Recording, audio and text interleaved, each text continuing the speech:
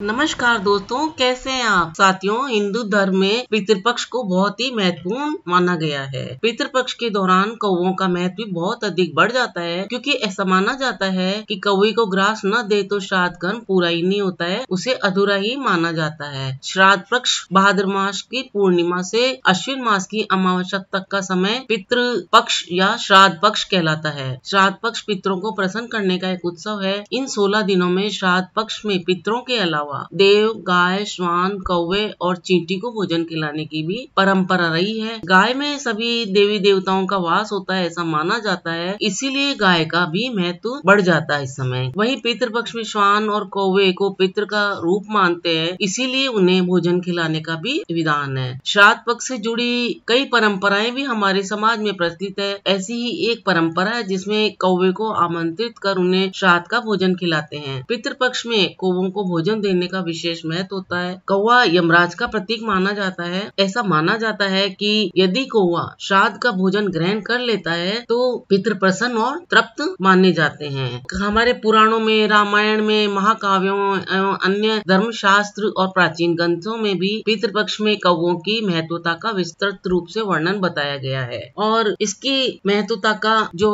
है वो कई रोचक कथाओं और मान्यताओं में भी वर्णन किया गया है। ऐसी मान्यता है कि एक ऋषि ने कौवे को अमृत भोजन खोजने के लिए भेजा था और उसे यह समझाया साथ में कि सिर्फ अमृत की जानकारी ही लेनी है, उसे तुम्हें पीना नहीं है। तो काफी परिश्रम के बाद कौवे को अमृत की जानकारी तो मिल गई, पर उसकी पीने की लालसा वह नहीं रोक पाया और उसने अमृत पान कर लिया। और बाद में जब इसकी जानकारी ऋषि को दी तो इस पर ऋषि ने बहुत क्रोध किया और उसे श्राप दिया कि तूने मेरे वचन को भंग करके अपवित्र चौंच से अमृत को भ्रष्ट कर दिया है, इसीलिए तुम्हें घृणा की दृष्टि से देखा जाएगा। लेकिन फिर भी अश्विन मास में 16 दिनों में पितरों का प्रतीक समझकर तुम्हें सम्मान भी दिया जाएगा। तो इसी तरह से कौवे की ये महत्वता का वर्णन मिलता है। शास्त्रों में वर्णित है कि कौवा एक ऐसा पक्षी है जो पितृ दूत कहलाता है। यदि पितरों के लिए बनाए गए भोजन को यह पक्षी चख ले तो पितृ तृप्त हो जाते हैं। कौवा सूरज निकलते ही यदि घर की मुंडेर पर बैठकर काव काव की आवाज निकाल दे तो घर शुद्ध हो जाता है। धर्म शास्त्र में कहा गया है कि में वर्णन है कि पितृपक्ष में गोग्रास के साथ काक बलि प्रदान करने की मान्यता है। इसके बिना तो तर्पण अधूरा माना जाता है। मृत्युलोक के प्राणी द्वारा काक बलि के तौर पर कौवों को दिया गया भोजन पितरों को प्राप्त होता है। कौवा यम स्वरूप है, इसे देवपुत्र कहा जाता है। रामायण में भी काकभूषण जी का वर्णन मिलता है। रामायण में आए प्रसंग का